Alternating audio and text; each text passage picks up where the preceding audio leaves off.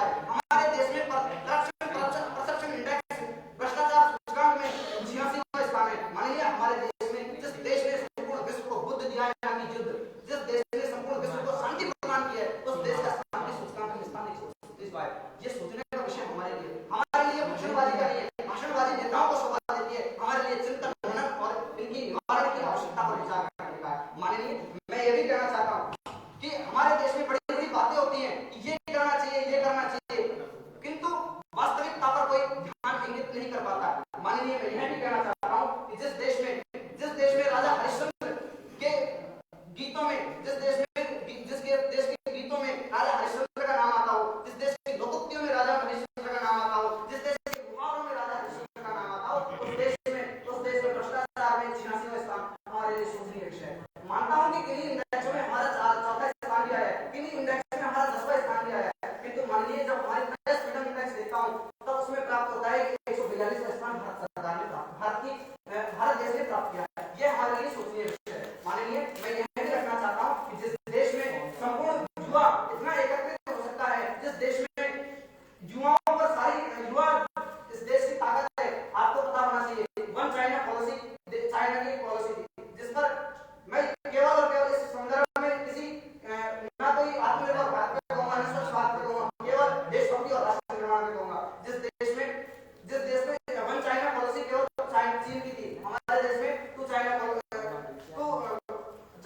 थी, तो उसमें हमारा देश युवाओं के सबसे बड़ा देश सिद्ध हुआ है। माननीय, मैं यह भी कहना चाहूंगा, जब हमारे देश के बड़े बड़े युवा खड़े होकर जेएनयू में लगाते हैं भारत तेरे टुकड़े होंगे इंशाअल्लाह। जब इस देश में जेएनयू में ये कहा जाता है, मैंने अभी देखा था कि एक आंदोलन हुआ था दिल्ली में सीए को लेकर, उसमें ये कहा गया था कि हमारी चिकन नेक को काट दिया जाए तो भारत अलग हो सकता है। तब कहां चली जाती है देशभक्ति? वहां देशभक्ति जब युवा भटकता हुआ दिखता है तब मन रोता है, मन संकुचित होता है। अरे लोग तो बॉर्डर पर खड़े हुए सिपाहियों से भी प्रश्न पूछ लेते हैं। मैं अपनी एक स्वरचित पंक्ति आपको सुनाना चाहता हूं जो मैंने कभी लिखी थी कि किसानों में हुआ पैदा उन्हीं की बात रखता हूं, खेतों में करी मेहनत वज्र की गात रखता हूं, जहां पैदा हुआ सब कुछ मिला और बोलना सीखा, मैं अपने गांव की मिट्टी की खुशबू साथ रखता हूं।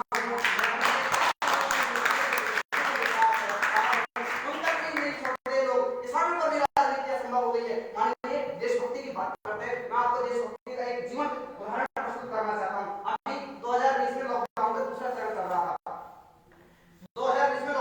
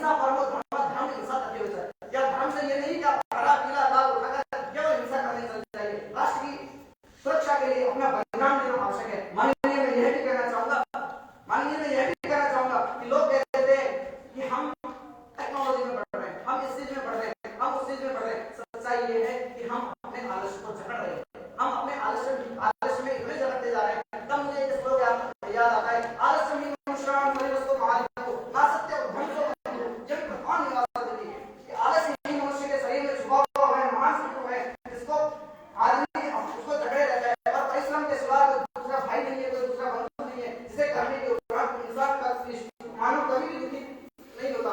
मैं माननीय यह भी कहना चाहूंगा कि हमारे ग्रंथों में तो ये लिखा हुआ है कि ये शान ध्यान तपोन दानम ज्ञानम शीलम गुणम धर्मम तेरे मृत्यु रोगे भूमि भार भूता मनुष्य रूपेण बड़ा चरंती। जिसके पास न यश है, न दान है, न तप है, न शील है, न गुण है, न धर्म है, वो इस लोक में पशुओं के समान विचरण कर रहे हैं। माननीय देशभक्ति की बात करते हैं, देशभक्ति की हमें शर्म आनी चाहिए। इस बात को लेकर बात करते हुए देशभक्ति किसी शब्दों में बयान नहीं की जा सकती। देशभक्ति को ये सब जब आदमी अपनी सर्वस्व बलिदान करने को तत्पर हो जाता है। माननीय मैं आपका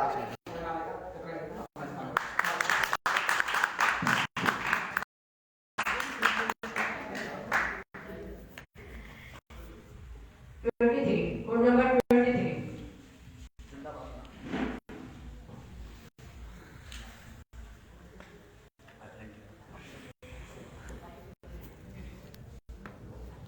निर्णय साहिबा गौर फरमाए। कोड के बाद 23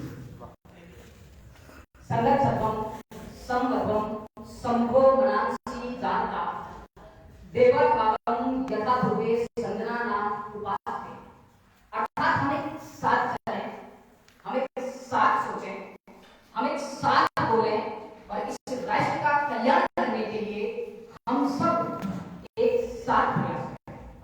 आदरणीय अध्यक्ष महोदय, निष्पक्ष निर्णायक मंडल, उपस्थित प्रबुद्ध श्रोतागण एवं मेरे सामने नवीन भारत के आकार देते हुए वयम राष्ट्रीय जाति नाम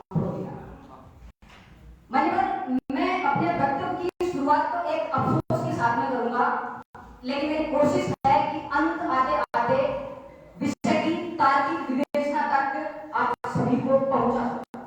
समझे बिना ही विषय को